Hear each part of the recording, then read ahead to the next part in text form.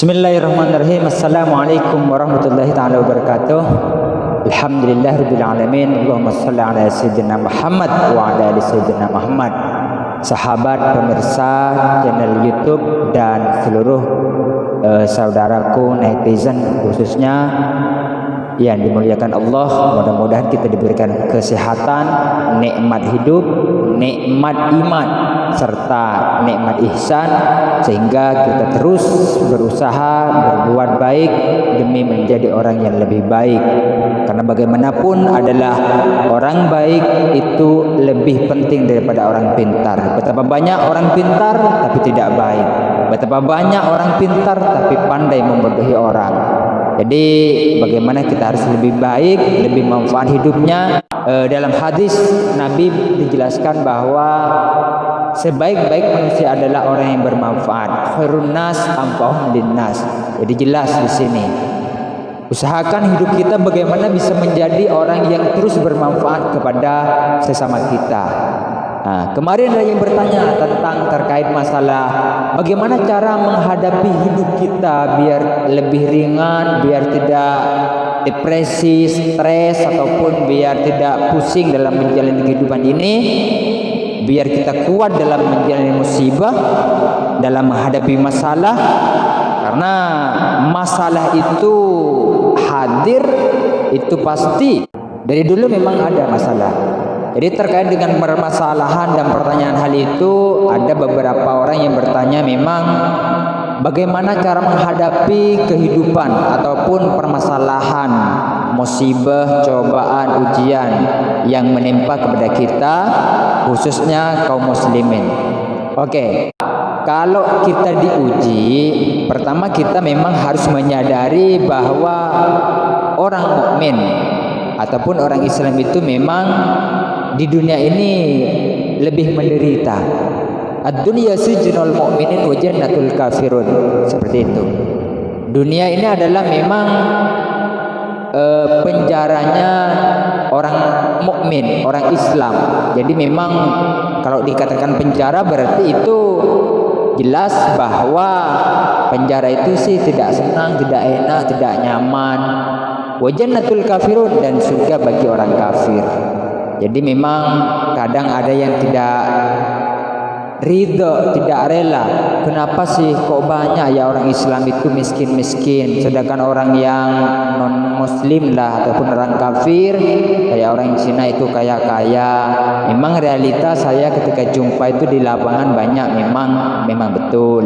Jadi kita ketahui ada beberapa konsep dari salah satu dai yang itu memang ini juga sumbernya itu memang di Al-Quran, di mana salah satu cara untuk menghadapi cobaan ujian kita biar ringan, biar nyaman, biar kita lebih tenang, itu pertama harus kita mengimani.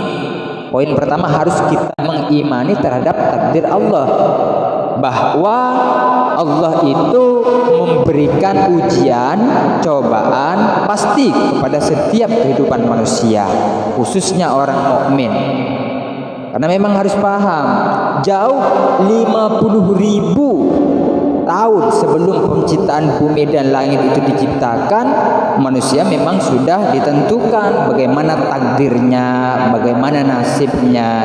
Jadi harus kita yakin hal itu. Kalau tidak yakin, maka kita akan lebih depresi, lebih stres, dan lebih berat kepala seperti itu. Itu yang pertama. Jadi jelas harus kita mengimani bahwa takdir yang kita hadapi ini memang sudah kehendak Allah, sudah biqadrillah. Jadi harus kita paham dengan hal itu. Kemudian yang kedua, itu juga kita harus yakin bahwa ada hikmah di balik cobaan ujian pada manusia. Setiap yang terjadi terhadap kehidupan kita itu pasti ada hikmahnya.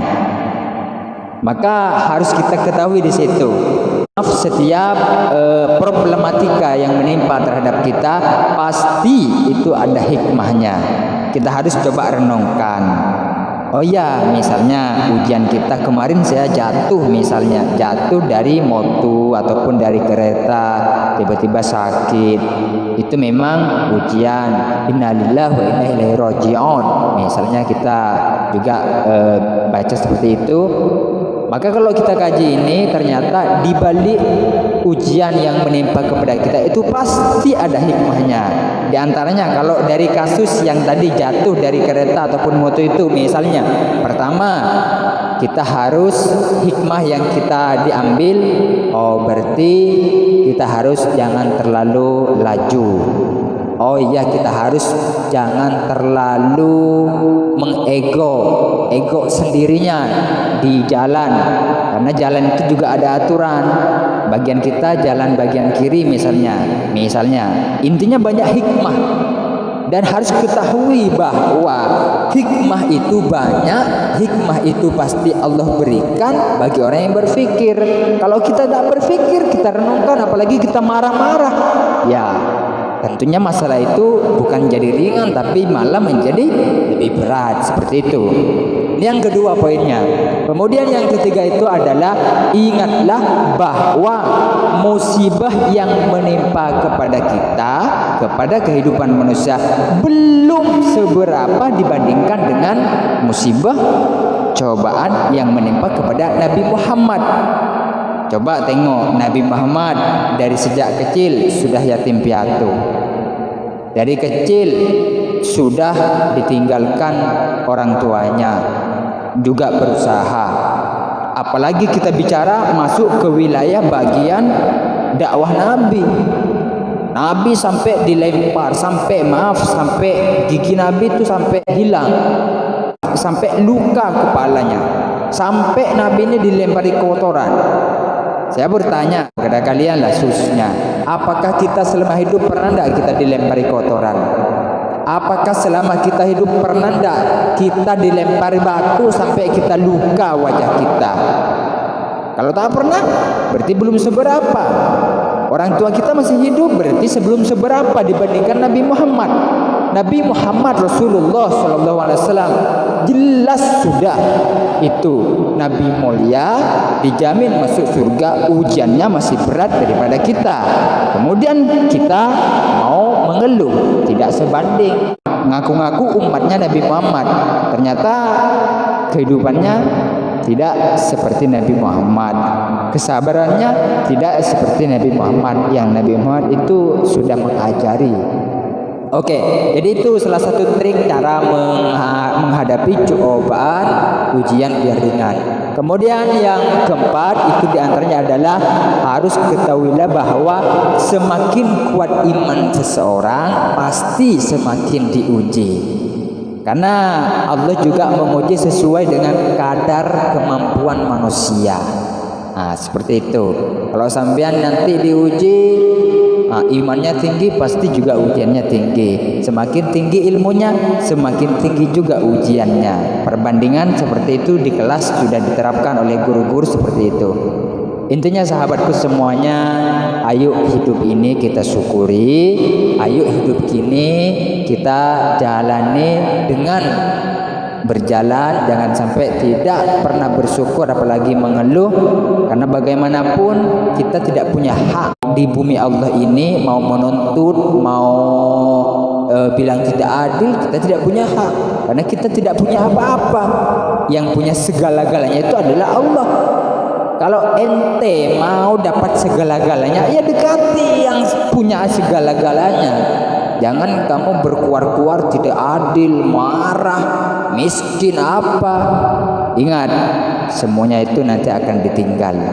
Yang penting kita berbuat banyak amal, perbaiki hidup kita, ibadah kita, khususnya sholat kita, makin insyaallah semuanya akan lebih baik. Terima kasih. Mungkin seperti ini yang dapat kita diskusikan untuk season kali ini. Mudah-mudahan semuanya bisa jumpa kembali dan terus diberikan kesehatan sehingga kita bisa beraktivitas. Dan jangan lupa, saya kebetulan sangat pengen sekali membantu sekaligus punya amal lah, ya terutama amal jariah. Bantu saya untuk terus sebarkan video ini, mudah-mudahan ini menjadi bagian dari sedekah jariah kalian.